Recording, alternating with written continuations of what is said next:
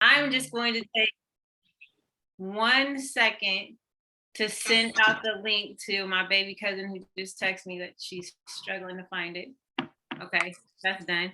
Since we're all family here, I'm sure that that's okay. So today, I'm just going to be facilitating the conversation. I'm not an expert, nor do I pretend to be. But today, we are going to have a conversation on holistic wellness together collectively. Wellness is truly everything.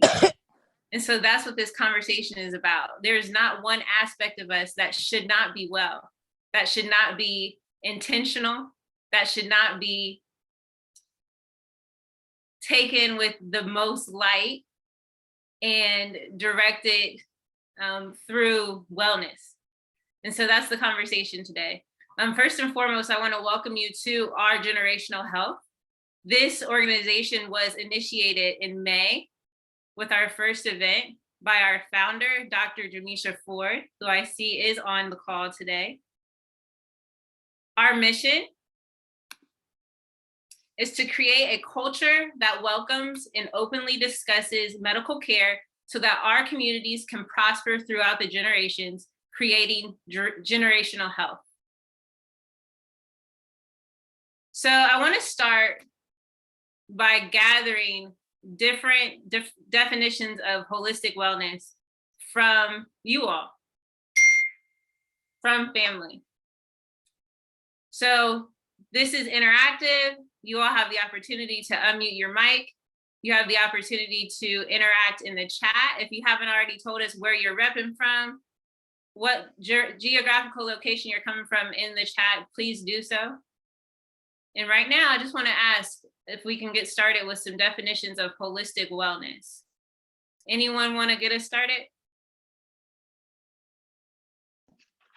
I would say holistic in the sense of where the W is silent for whole. Just all over, like my interpretation is just that it's like spiritual, mental, physical, like the whole picture. Thank you so much, Ray, for getting us started. Does anyone want to add to that?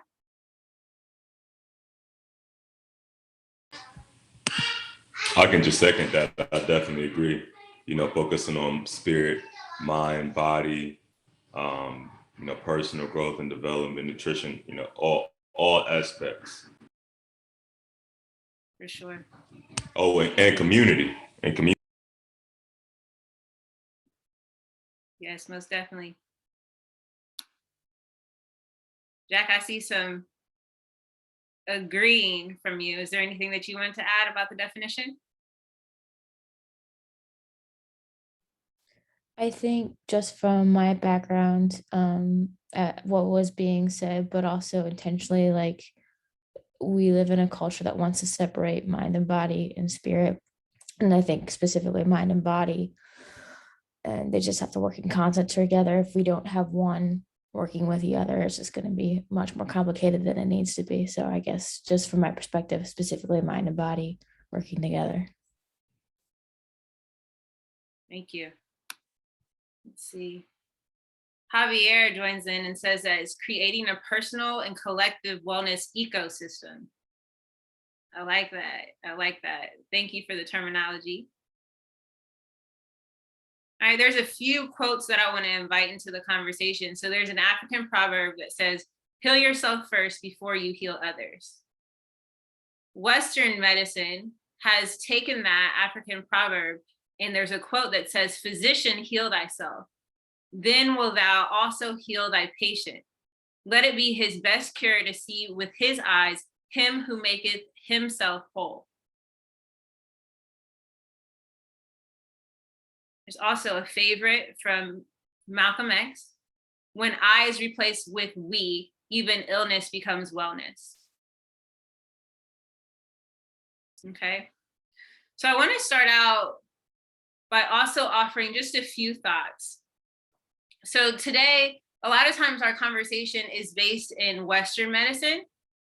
And Western medicine in itself is beautiful, but it's not the entire picture. So I want us to kind of challenge what Western medicine means, what it means to have an allopathic physician and or an osteopathic physician, someone who can provide us meds, someone who we do our yearly and sometimes even quarterly checkups with, and someone who we go and see when we're not feeling well.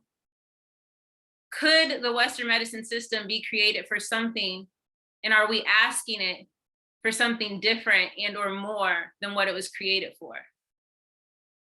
Is it possible that optimal wellness exceeds the current Western medicine system? It is true that our Western medicine system is necessary. It's something that we need. It is a basic package and is required for emergent care. So if we were to break an arm, there is really few options that are as efficient in serving us in that way than Western medicine system. Western medicine can definitely do a great job at, again, looking at our snapshot through labs, through diagnostics, to see how well we are in comparison to the norm or a baseline. But when we consider that, that seems to be, to me, a level 0. Again, a basic package, but not the entire view. Okay, with that being said, is there an opportunity for us to have compassion for medical professionals? Knowing that even though they are professionals, they are indeed people too. And so is it possible that we not put more on them than they can bear, and consider that we don't go to Walmart? I don't know how many of us still go to Walmart, Target, but Target has everything, so I can't use that. So we don't go to Walmart for a Macy's package, right? A Macy's exclusive is hardly found at Walmart typically. So we go and we have our expectations well calibrated. Can you imagine the stress of going to our family physicians and asking them to do all of what wellness means in this definition that we're going to discuss today in the 15 minutes that they're expected to serve us and bill insurance, in addition to all the patients that they see in a day?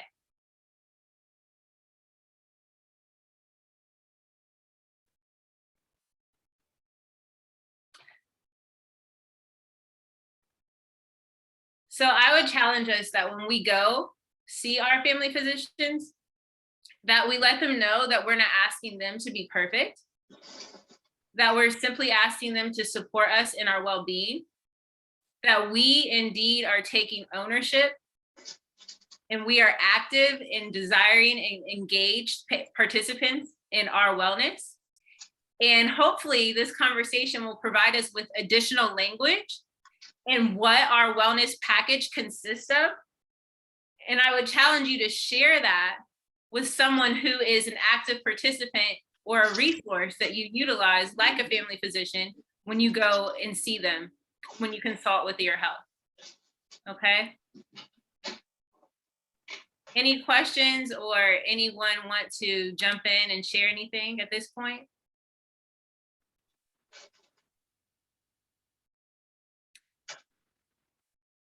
So I want to share a couple other considerations. And this big word, as I thought about holistic wellness, came to me about preparation. So to me, holistic wellness is about giving yourself options. You don't always have to choose the best option. In fact, I would challenge that there's no such thing, considering all the components that make up you, and then some, and those that we don't even consciously know about or have language for. And so when we've talked about health and wellness thus far and holistic wellness, we've said mind, spirit, community, and body. How many of us think that there are parts of us that don't fit into those specific categories?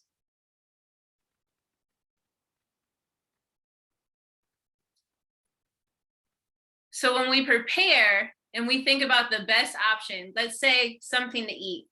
I'm someone who chooses to eat very clean because when I don't, I can tell the difference as it affects my mind and my body and even my spirit.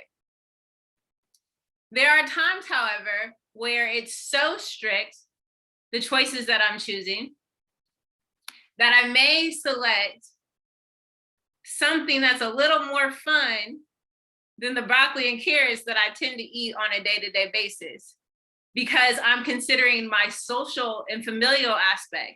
And so if everyone is having cake and ice cream, I may not be able to have the cake because of the ingredients that are included and because I'm choosing not to have the cake. It's not that I can't have the cake, I'm choosing not to have it.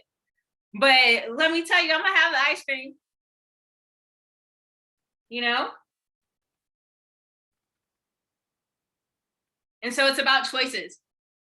There's also, so my mom's on the call, but beautiful that I have a great relationship with my mom. So there's nothing that I can say that would really surprise her. And if any of you know me, I'm the same exact person, like in all facets and areas of my life. So there's nothing really I can say that surprises any of you, which I love because you all are family. But say that in the event that I don't prepare and I'm a little stressed out, there is the college Tiandra that knows how to freak a Black and mild. And I don't even know if all of you know what that means. But a Black and mild is a tobacco product. And there's a paper that's in there that's not the healthiest for you to smoke. And so if you're gonna be healthy when you're smoking a Black and mild, you can do this really cool thing that takes the piece of paper out but leaves all the tobacco in there so you can enjoy your Black and mild. I don't really enjoy smoking Black and milds, and I haven't done it a whole lot in my life, right? I used to think it got me cool points, which it did, maybe, in a way. But what's even cooler is that I found out that I love fire. I love all elements. I love water, wind, earth, and fire. Earth, wind, and fire, okay? Thanks to my grandmother. I love them all. But I do understand that I personally am not a chimney, and so I wasn't truly created to smoke. So what can I do that can mimic those different aspects that I enjoy in order to relieve stress in times where I've actually prepared? And there's a couple options that I've found. One, I love essential oils. Essential oils are an opportunity for me to take a breath, pause, and actually take deep inhales and invite an element into my being that's going to relieve some stress. It's also going to get me to pause and be intentional about health and wellness and my personal healing. Something else that I like is incense. So when you smoke something, you have to take the time to do that, just you and that element and whatever else, like the social hour that you're doing. With incense, you light an incense and there's an aspect of time that it actually burns. And so again, that's inviting that fire aspect in, and it's giving me an option where I don't have to subject my physical health for something else that might be just as beneficial for my emotional and mental health and well-being. So those are just some examples. So now I want to talk a little bit about the wellness wheel and the dimensions of wellness. Depending on what definition you look at, there are about 8 to 9 different aspects of this wellness wheel. We've mentioned a number of them in the beginning of our conversation, but there's spiritual, emotional, intellectual, social, and I would invite cultural as well with the social aspect, environmental, financial, and occupational. Today, I have personally invited different individuals who are a part of my wellness wheel in my wellness community who serve in different ways and represent different aspects of that wellness wheel. So I want to share the mic and introduce some of these individuals. And I want you to start to think about who makes up your wellness wheel. So to get us started, I'd like to ask that Brandon come on the mic and tell us a little bit about who you are, what you offer, maybe how you might represent a part of my wellness community, and who you are as far as Purium and Rising Phoenix. Okay, well, thank you for having me. My name is Brandon O'Shoden. I've been a personal trainer for the past 15 years. Worked a lot with the general population, worked a lot with athletes transitioning to the pro level, bodybuilders, bikini competitors. Here recently, I've really been focusing on the past 2 years, focusing on holistic health, because I've seen that even though my clients performed well and looked better aesthetically, they were still sick. And I was really tired. I was addicted to pre-workouts. And so I really started to notice that there was a big separation between health and fitness, especially going out of the country and seeing how food was prepared differently, how it affected my body differently. And so we partnered with an organic superfood company called Purium. The founder of the company wrote the Green Food Bible. Is actually one of the people who lobbied for organic food label to be placed on food, and just start really educating myself about all the different chemicals in the soil, how it affects our gut microbiome, how 90% of our the serotonin, the hormone that makes us feel happy and creative, is actually manufactured within our gut. 80% of our immune system, all these different things. And now what we do is focus on not just one-on-one coaching, but actually developing leaders and building healthier communities. We've been able to help over 6,000 people transition to holistic lifestyle practices. So nutrition, the superfood company Purium provides the resources. Only about 5.7% of the food sold in our country is organic. And Purium has been growing organic food for over 30 years, owning farmland. And what our community does is actually Rising Phoenix is support people with nutrition, movement, personal growth and development, spiritual development, whatever that means for you. We're not really focused on telling people exactly what to read or exactly what to believe in, but just more closing the gap between what people know that they should be doing and what they actually do, and also creativity. So I think that helped that answered, and that's a little bit about me. Yeah, thanks. Actually, Brandon and I met because I was looking for a sanctuary. Actually, I moved to Columbus and I was in medical school at the time, and I truly needed a sanctuary. And I find a lot of healing in my physical wellness. And so we had a really cool conversation where Brandon was used to even friends of mine and family of mine who would come and say, "Hey, I just want a J-Lo booty." And I had to say, "Brandon, no, that's not me. All I want," I forget now what I said, just a place to heal and a place to connect and a place to give glory to God. And that's what I find in a physical gym. And so Brandon and his family and what he stands for is way more than just physical health. But when we look for a physical gym and a place to exercise and give that kind of effort, I think that it's important that we consider additional aspects of ourselves when we're finding someone who is going to lead us in that way and be in community with us in that way. And so, Brandon, I also would say that you support people in their financial wellness as well, in their occupational wellness, in that freedom. I don't know how I completely forgot about that, but that's honestly been, to me, that's what leadership is, because with our businesses, your income is directly attached to your impact.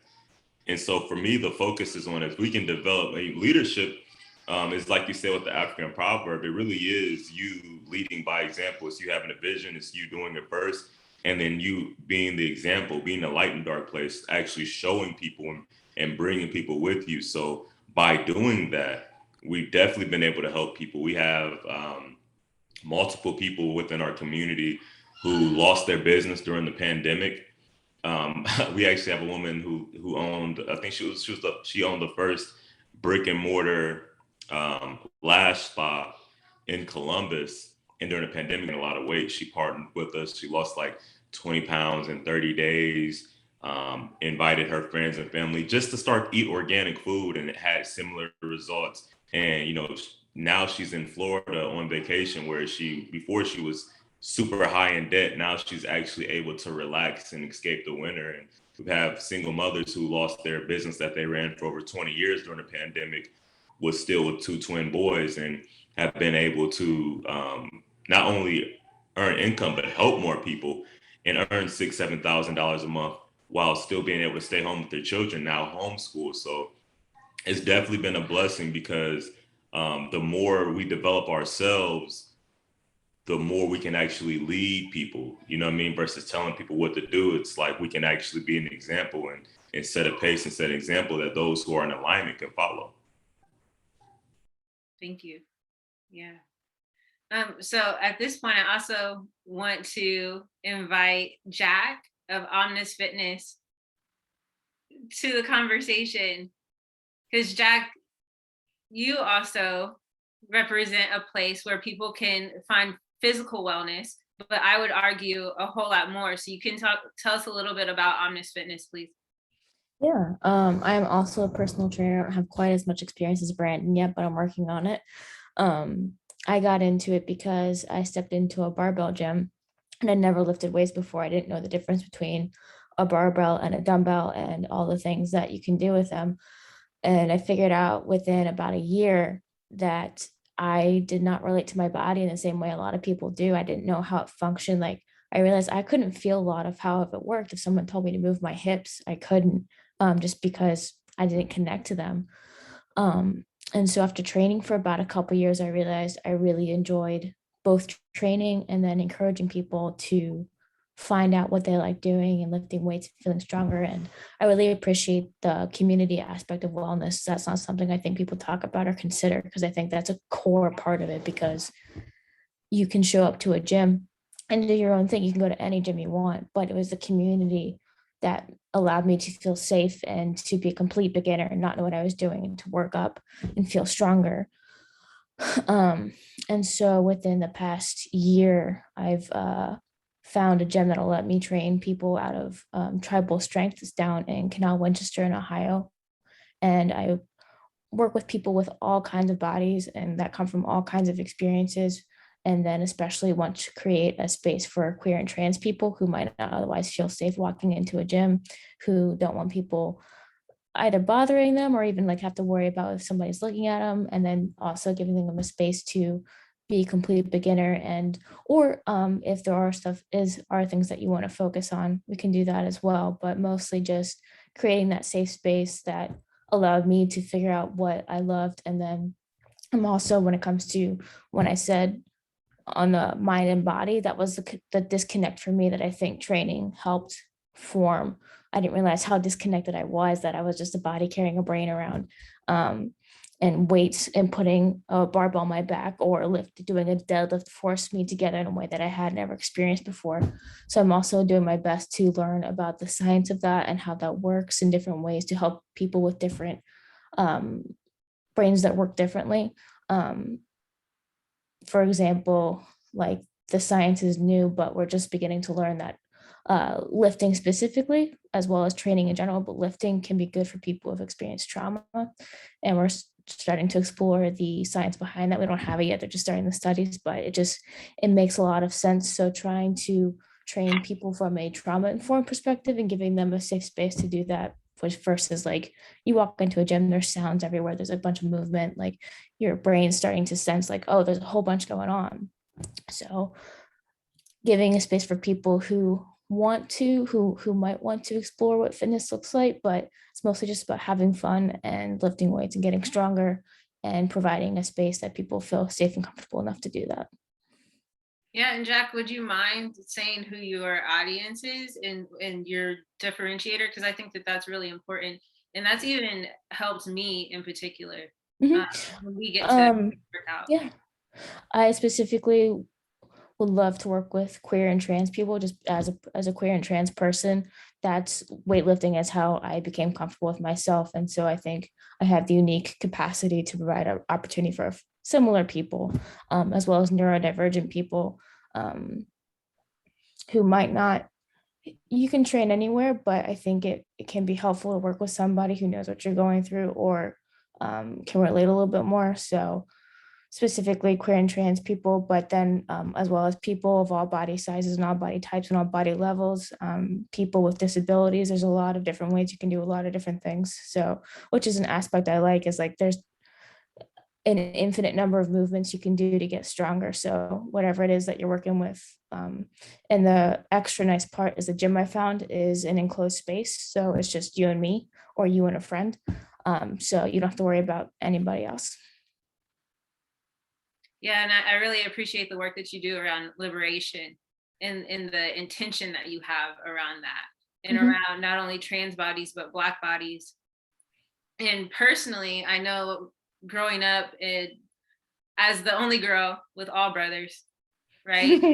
Going into a gym space where it is intimate and it's just you and I really have an opportunity to explore what that means. Like, who am I as a person? How do I want to identify? And I think that sometimes we hear space for queer bodies and trans bodies, and we don't realize that we're all truly on the spectrum of Yeah. every spectrum. Like, Mhm. heterosexual is a part of the spectrum, and that we have the opportunity to explore and really choose to define who we are. And I think that that's really cool that you brought that into a place where you're exploring your body. And community is a huge part of that. I've recently come to terms with the idea that gender is a group project.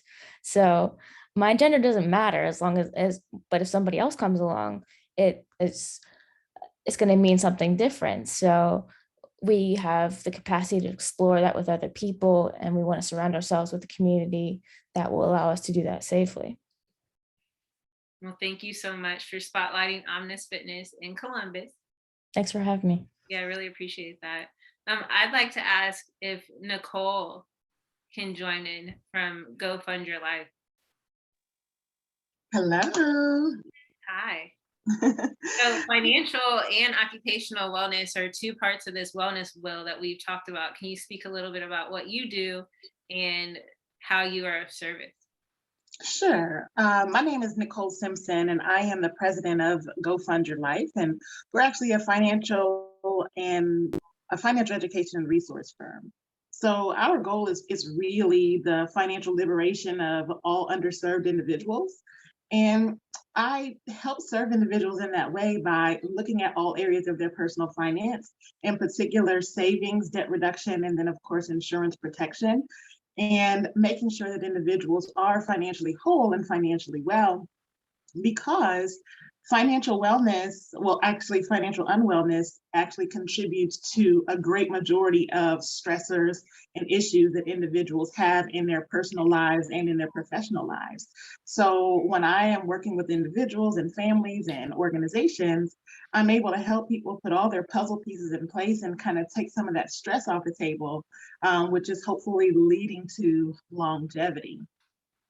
This topic is also extremely important to me because a lot of the programs and offerings that I have on my shelf to offer to the general public are very much tied to how healthy you are. Every aspect of really your financial wellness is going to depend on your health in some ways that sometimes we don't realize. One of the things that I run into often is that people who are planning for retirement are not planning around having a healthy retirement. And the difference between planning for a healthy retirement and not means that you may be running into having over 50% of your passive retirement income being eaten up in healthcare costs, because there is no magic pill that comes when you retire that suddenly just takes care of all of your medical expenses, for most folks, especially if they work their whole lives. And so not taking care of your health in your younger years makes a huge difference financially for you when you're older. And then a lot of the programs and opportunities that we have to offer, such as insurances, they cost more the least healthy you are. So when folks come to me looking for things like life insurance or disability insurance and things that help protect their income and protect their wealth, I have to evaluate them based on how healthy they are by comparison to other individuals who are also going into that same application pool. And the folks who are the healthiest of the healthy, they get the absolute best rates, the prime rates, which means that they're going to have more expendable income to be able to contribute to other areas of their overall financial well-being. So believe it or not, anytime you're interacting with a financial advisor in any way, there are so many health marks to really tick off that people don't really think about. So I was so glad to be invited to that conversation because a lot of times people don't make that connection.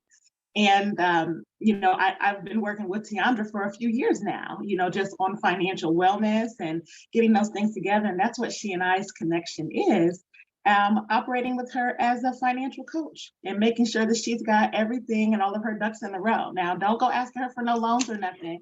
I ain't saying that she's like a millionaire or billionaire, or maybe she is.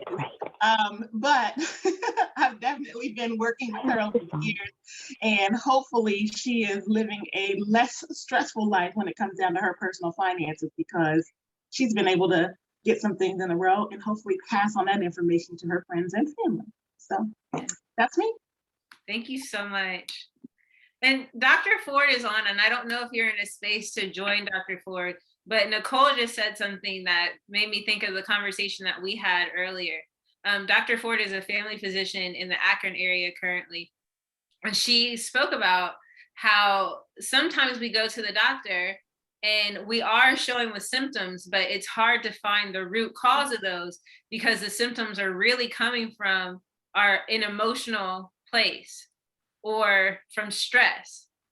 And so I feel like what you just shared is spot on because we think about, well, what is our finances? And some of us think this, and I think that for the majority of our community and for those who are on this call, we all are very much aware of how our finances do impact our health and wellness.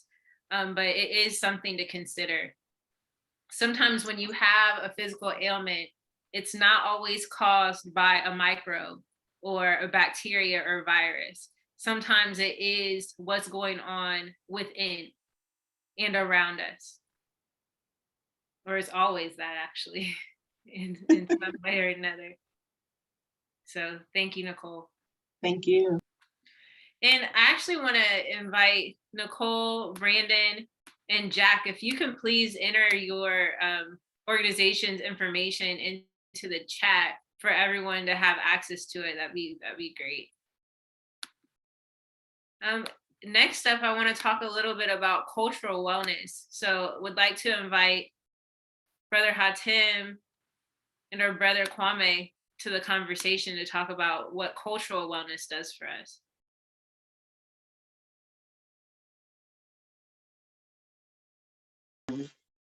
Just one. Can y'all hear me? Yeah, we can hear you. How y'all doing today? How you doing today, everybody? Hi, Brother Hatim. Is Kwame here? Yeah. Can you hear me? Yes. Okay, yeah. All right, so you just want to just jump into it and just start talking about it? Yeah, so we started talking about the different dimensions of wellness or the wellness wheel. And one of those components is defined as social wellness. But I wanted to push back on that a little bit and say that there's cultural wellness as well. And I don't know if they're one and the same or if they're separate, and how important that is to our holistic wellness. Now, one of the things that I got interested in a few years ago was I was with one of my older brothers who has an organization called La Placita in New Mexico. And one of the models that he was using was La Cultura Pura, which means culture cured. And for years, I have been, involved in studying African culture, trying to find out how to live African culture, how to embrace my culture. I started really experiencing the ability for culture to heal the individual. First off, being able to embrace your family culture, and then tied it into a larger framework. Now, when you start looking at your family, not only when you talk about culture, you start looking at the history, you start looking at all the stuff that's going around, so you're able to look at all of that. You start noticing things like people in your family have certain ailments, and you have to start figuring out how to combat those. Because, like in Giame, we talk about 4 pillars of health. You know what I'm saying? And we try to make this part of our life. Air, proper breathing, proper amounts of water, eating a culturally appropriate diet, and movement. You know what I'm saying? And it's like we incorporate those into our culture, but then when you look at the ancient culture and you start looking at what we came from, those are things that we were doing. And many of us, because we are isolated and separated from who we are historically, who we are culturally, we end up getting sick because we are here operating as individuals when we need to be operating as groups and as tribes. Yeah, and I would just add that, when we consider this social cultural aspect, that I believe I've shared with you, Sister Tiandra, that I studied the Medu Neter. And for those who don't know, that's the ancient hieroglyphs of Egypt. And one of the things that's really been impressed upon me is this idea of, I really love the way Brother Javier earlier had expressed this notion of optimal health ecosystem. But within this social cultural aspect, our ideas and our ways of thinking, speaking, and being come out of a lot of our social cultural activities. And one of the things many of you probably know, but for those who don't, your culture can serve to protect you or it can serve to imprison you. When I speak of this notion of imprisoning you, I'm speaking of when you practice modes of being, ways of being, thinking, speaking, expressing oneself outside of your culture, then as Sister Tiandra, I believe it was, who said earlier, that many of those things can make you ill. In fact, I was reading one book and they described 7 different sicknesses in terms of how ancients might view these sicknesses. And they said that, so these are the ways we, classify these sicknesses. And 5 out of 7 of those sicknesses come from within. The other 2, as again, Sister Tiandra was alluding to, are usually things that are going on around you. But I'll just end with this idea, and that's just to say that your beliefs are highly influenced by the culture you practice. And if that belief is not consistent with your cultural background, in terms of, as a Black man here in America, if I'm not doing those things that are consistent with my optimal health, my family's optimal health, my village's optimal health, then we get that feedback. That means that I'll be out of sync with Jinyame. Jinyame will be out of sync with Tawi. Tawi will be out of sync with the rest of the Columbus family. And so I'll just stop there for now. And thank you, sis, for the invite. Thank you. All right, so we're gonna open it up now for conversation. Any questions around holistic wellness or how to communicate that to a primary care physician? Any aspects of your wellness will or dimensions of wellness that you have question about or can use sharpening? I also want to recognize physicians of our generational health that are on the call as well. Dr. Ford is in here, as well as Dr. Armika Tatum, Dr. Kashari McCullough, and student Dr. Alicia Rogers. If you all have anything to add as we consider Western medicine and our physicians in this conversation, we'd love to hear from you.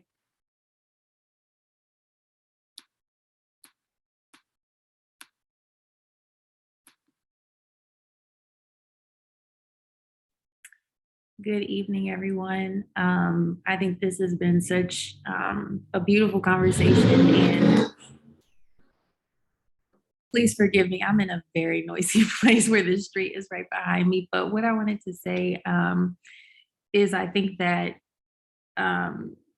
something that us in the medical field, and as I'm blossoming into soon to be physician, is that there are a lot of aspects of wellness that I often forget about and kind of exclude from even my early practice. And I think this has been such a powerful moment to kind of come to that reckoning of how, finances, physical, spiritual, all of those elements of wellness, sometimes we get a little lost in doing everything else to take care of the diagnostic findings of what we might say is illness. But this has been a really powerful moment, and even considering what community looks like in the different spaces to create that. And so definitely for the speakers who have been on this call, I thank you for one, just sharing the work that you're doing, and two, just for a moment to reflect and see, how more we can be integrative in the ways that we do approach care with patients in our conversations, and being more thoughtful and intentional about how we do that. And even now, knowing what those resources are, at least in the local community, to be better advocates of those.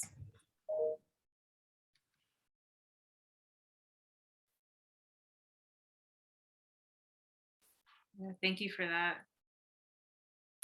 Alicia. All right. Any other questions or thoughts, comments? Can we engage in the chat and let us know any of the aspects of the will, the wellness will, that you'd like further conversation on maybe?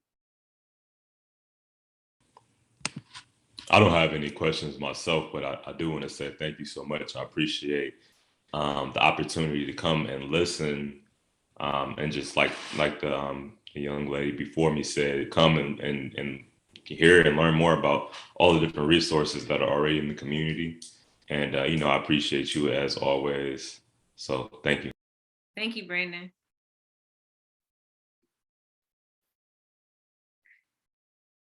I think that something specific to you, Brandon, a conversation that comes up, and you mentioned it earlier this week, I believe, that maybe not all personal trainers are created the same, just like people, that you have put in additional work, that you have a number of certifications, those kind of things, where I've been a part of some conversations and people sometimes are hesitant or apprehensive to have certain conversations with individuals that are personal trainers. So as it pertains to nutrition or things like that, can you speak a little bit about maybe finding a personal trainer that is good for you or something like that? I hope I articulated that well. Yeah, I think that it's going to be more of finding like look for somebody that you can relate to. Like I love I think her name was Jack, maybe Jack, the Omni Fitness, the woman that spoke after me. I like that she knows her niche, like she knows who she's having a conversation with.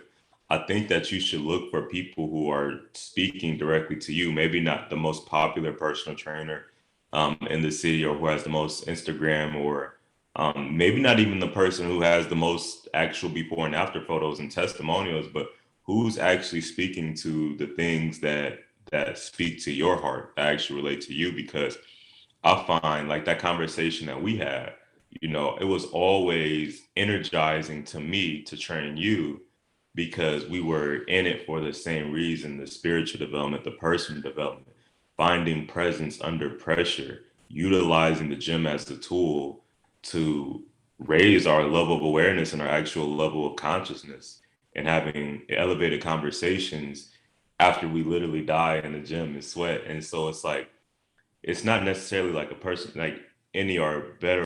Some people, if somebody just loves to build like butts and biceps and stuff like that, and you just want butts and biceps, and you come to me, it's not going to be the best experience. You come to so you know what I mean. It's not. It's no matter how great I am to the person who's into having an elevated conversation. So I really think that it's going to be about doing your due diligence and seeing if this is somebody that you would like to spend time with. That's all I focus on right now is even the partners that I work with in our community. Is this somebody of integrity? Is this somebody who has leadership capacity? Is this somebody who wants to serve, or is this somebody who wants to just extract energy from the people that we're supposed to be serving? Because I've had people that could do really well at what we're doing, but they didn't have the heart to serve, and so it's just not the same. Even though they had the look to be successful, it's not really about that. It's really just about like finding people that you could finding a personal if you're looking for a personal trainer, finding a personal trainer that you feel comfortable just talking to. Like you could just have a conversation in and out the gym, because they're going to know how to actually probably help you develop through the roadblocks, because they're invested in your goal because they're actually invested in you. That would be my best advice. Yeah, thank you. Thank you. You mentioned something. You mentioned serving others. So I do want to bring in another health and wellness professional into the conversation. My brother, Javier Sanchez. If you could please just tell me a little bit about what you do. And you've added within these past couple months, you have been a very significant component to my personal well-being. And I'm very grateful for that. And I'm actually going to have you start to introduce yourself, and I'm going to run and grab something that I'm so grateful for. I'll be right back. Thank you. Cool. My name is Javier, and I have a company called Reach Communications. We're actually a positive behavioral change and health and wellness marketing firm. Like, we do marketing. We started in consumer marketing, almost 20 years ago, food, fashion, health and beauty products, a lot of work in the entertainment industry, and found that a lot of the campaigns we were involved in didn't really gel with my core values. And so we pivoted to now it's pretty much 100% health and wellness work that is the space that we work in positive behavioral change, particularly for our most vulnerable populations, the oppressed, the impoverished, Black and Brown people. And so, like I said, right now we're working on we're doing a violence prevention campaign in Philadelphia. We're doing a huge opioid prevention campaign in Cali. We're doing a lot of work around tobacco cessation in Louisiana, Baltimore, Pittsburgh, and now even in Columbus, we've been brought in to launch a violence prevention campaign. But what we understand is that a lot of times when a community reacts to crisis, the response is, let's do a campaign, let's do an initiative, let's do a program, let's do an event. And that's changing the climate. That's just changing the weather for the moment. You know, it might make a sunny day, a sunny week, a sunny summer if you're doing a summer youth program or whatever. But the weather's going to change back, and so we don't focus on climate change. We focus on what I've heard over the course of the hour is culture change. What do we do to impact and affect culture? Meaning, and in terms of wellness, you know, what are our customs? What are our rituals? What are our traditions? And what language do we use? So, what customs do we currently practice when it comes to responding to crisis? And how, you know, in the moment, like when I feel physically that crisis is occurring, you know, how do I respond? What's the customary response that we currently have, and what are some things we can do new, different, and better? So embedding new customs in response to crisis that keep a crisis from becoming a catastrophe in our culture. Embedding wellness rituals. You know, what do I do on a daily basis to maintain and sustain wellness? You know, going upstream, prevention. You know, am I journaling? Am I doing faith-based practices? You know, meditating, exercising, art, music, whatever it is. What are my wellness rituals that keep that soften the blow of crisis? Because crisis is going to happen, and we can't avoid crisis. It's how we respond to crisis that matters most. And then, you know, what traditions are we passing down to the younger generation, and what language are we using? And so, you know, so that's the space that we live in and work and thrive in. And I, you know, I love it. I love the conversation, the language that I've heard over the past hour. And you know, a big part of culture, wellness culture, is hope, self, and what we are, you know, going to effort to embed in the community here in Columbus is 3 aspects of culture: hope, self-care, and respect. Respect from, if you know Zulu culture or South African language, Sawubona, I see you, which, you know, and the word respect, or the definition of respect that we use, is to recognize someone else's value. I see you, Sawubona, I see you. And if you recognize someone else's value, it's less likely you're going to shoot them or hurt them. If you recognize your own value, it's less likely you're going to hurt yourself. And so hope, self-care, and Sawubona, I see you, recognizing someone else's value.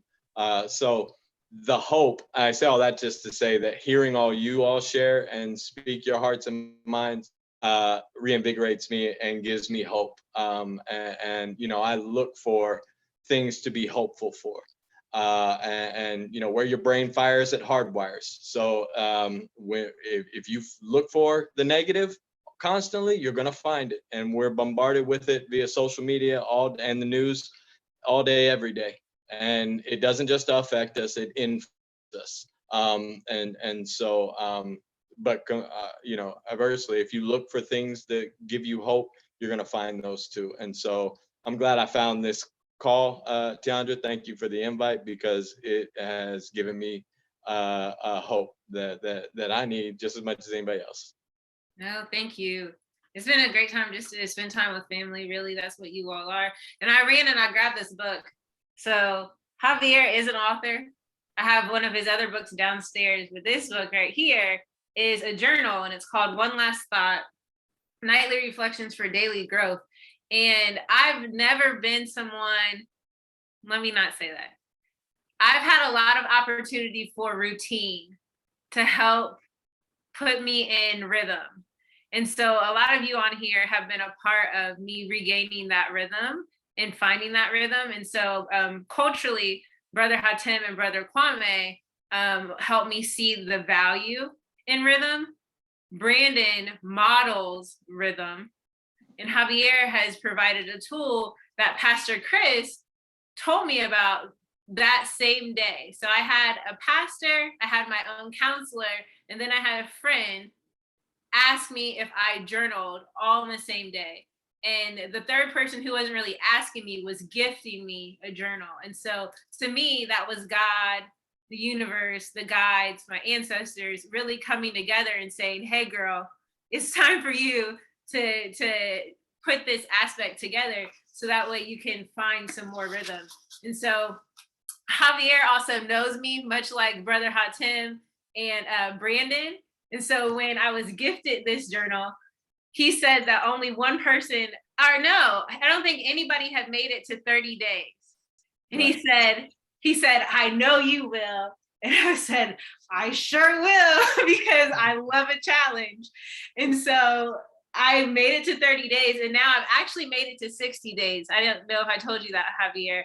And it's been an opportunity for me to show up and not have to be perfect.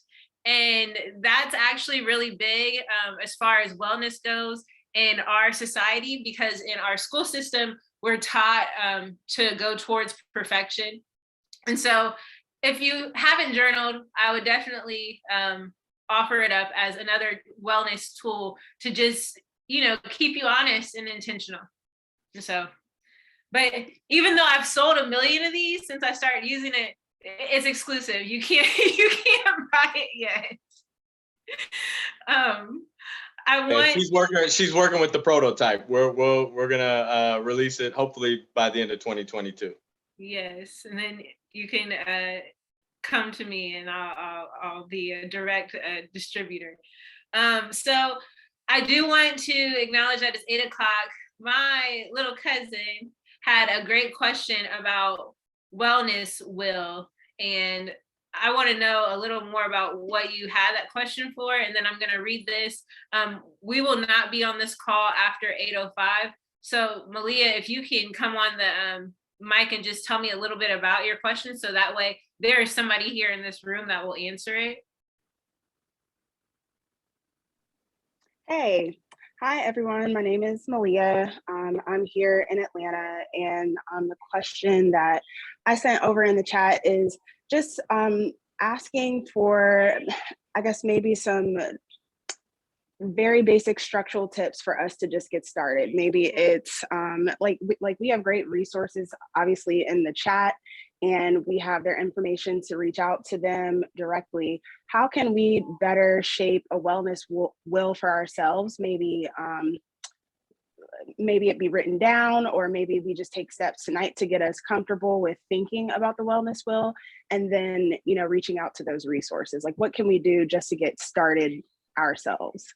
That is a beautiful question. Thank you so much. When I read it, I was thinking like a will for your life, but the wellness will, you can actually Google that.